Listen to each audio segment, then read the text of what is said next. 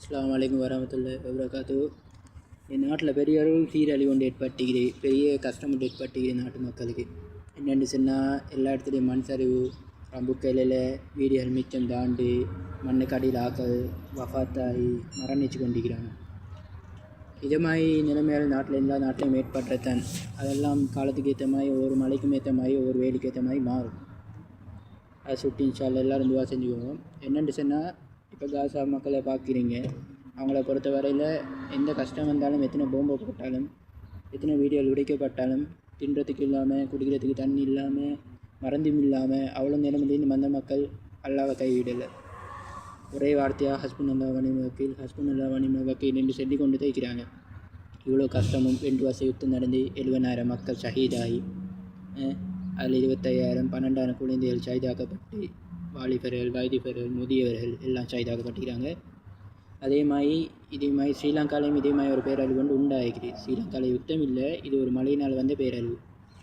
இந்த பேரழிவால் மக்கள் மிச்சம் பாதிக்கப்பட்டு தின்றதுக்கு உணவு இல்லாமல், குடிக்கிறதுக்கு தண்ணி இல்லாமல் பெரிய கஷ்டத்தில் இருக்கிறாங்க. அதே போல் தனி அவங்களும் அல்லாஹ் மறந்துடப்படாது. ஹஸ்புனல்லாஹ் வ நிஅமல் வக்கீல் என்ற வார்த்தையை சொல்லி அல்லாஹ்க்கு நீங்கள் துவா செஞ்சு தொழுது கிழுது அனர்த்தங்கள் இல்லாத இடத்துல தொழுது ஆக்கள் துவா கேட்டுக்கொண்டு அவங்களுக்கு ஒரு பெரிய உதவியை செய்யுங்க.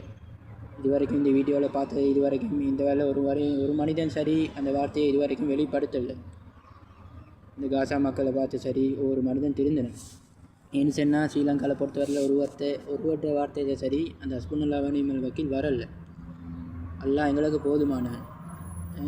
லா ஹவ்ல வலா குவத்த இல்லா பில்லாஹில் அலியுல் அலீம். அல்லாஹ் தவிர வேறு எந்த கடவுளோ சக்தியுமே எதுவும் இல்லை.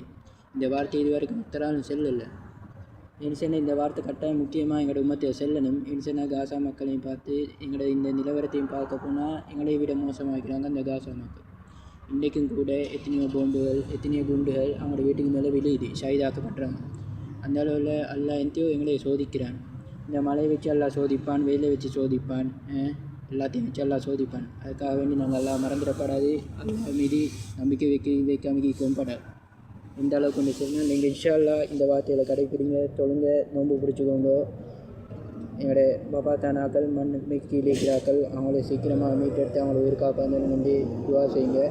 பபாத்தானாக்களுக்காக வேண்டி துவா செய்யுங்க. எல்லாம் செஞ்சுக்கோங்க. இன்ஷா அல்லாஹ் அல்லாஹ் இலங்கையில் எப்படியும் ஒரு நல்ல நிலைமையை கொண்டு வருவான்.